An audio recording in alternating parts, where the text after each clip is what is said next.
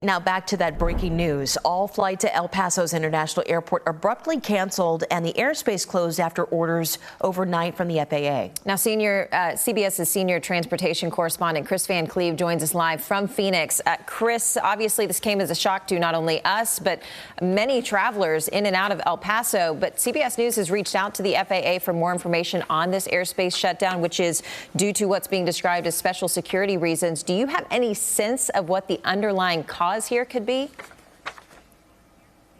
The FAA is being very tight-lipped about what that security concern is. We did dive into this notice to airmen, and basically they are calling this closed airspace. It's basically a 10-mile radius around the El Paso airport for all air traffic operating below 18,000 feet. So flights that are flying across country that are at 30,000 feet, they'll continue on. But flights in and out of El Paso, be it commercial, a cargo plane, a private plane, perhaps even a medevac helicopter, all of that grounded right now without a whole lot of explanation. The FAA calling that airspace now national defense airspace, warning pilots that if they violate it, they could face civil penalties, they could see their licenses pulled, they could face arrest. And then this ominous sentence stands out. The United States government may use deadly force against the airborne aircraft if it is determined that the aircraft poses an imminent security threat. So we are obviously working now to try to get some clarification as to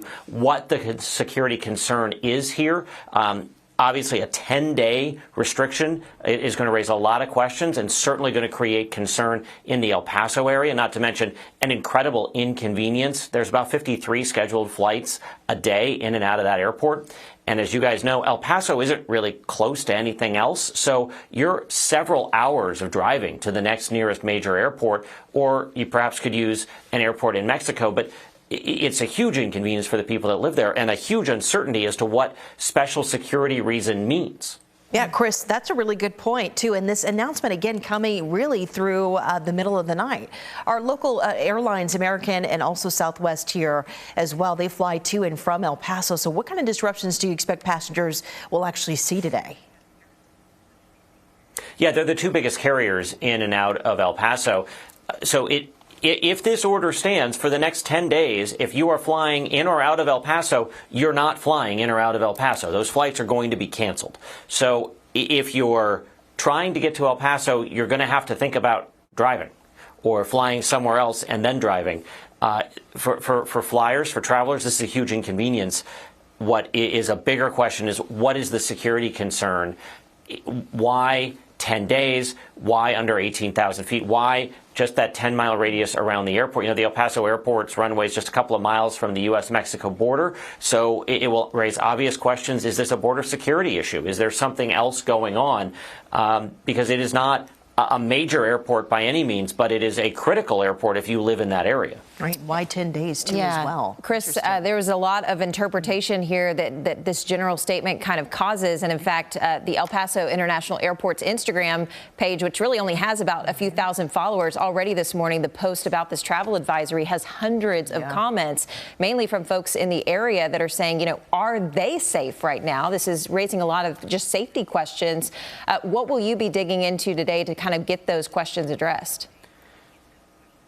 Well, the FAA is not a security agency, so this decision doesn't happen in a vacuum. There is some information that likely came from other agencies that led to the decision to halt air traffic. We need to find out what agencies were involved. Those are questions our White House team is asking the White House. We are out to the congressional delegation in Texas. And we're going to keep asking questions until we get some answers. Obviously, when things happen in the middle of the night, people may not find out about it until they get into the office the next day back in Washington. So there will be a bit of a delay here. We'll figure it out. We're starting to hear some rumblings about what it may or may not be. I think one of the frustrating things about the way this gets rolled out in the middle of the night with vague language is it fuels concern and speculation. And that's troubling for the people that live in El Paso, and it's certainly frustrating if you're trying to get in and out of El Paso or you have loved ones there.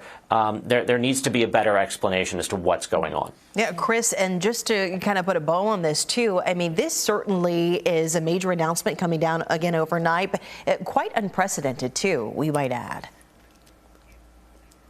Yeah, the El Paso airport indicated the last time they saw their airspace suspended, their traffic suspended like this, was in the aftermath of 9/11.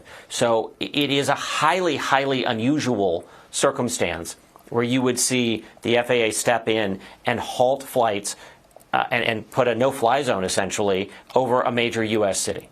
Chris Van Cleve, our CBS senior transportation correspondent. You can watch much more of Chris's reporting coming up on CBS Mornings at 7 o'clock. Chris, thank you so much.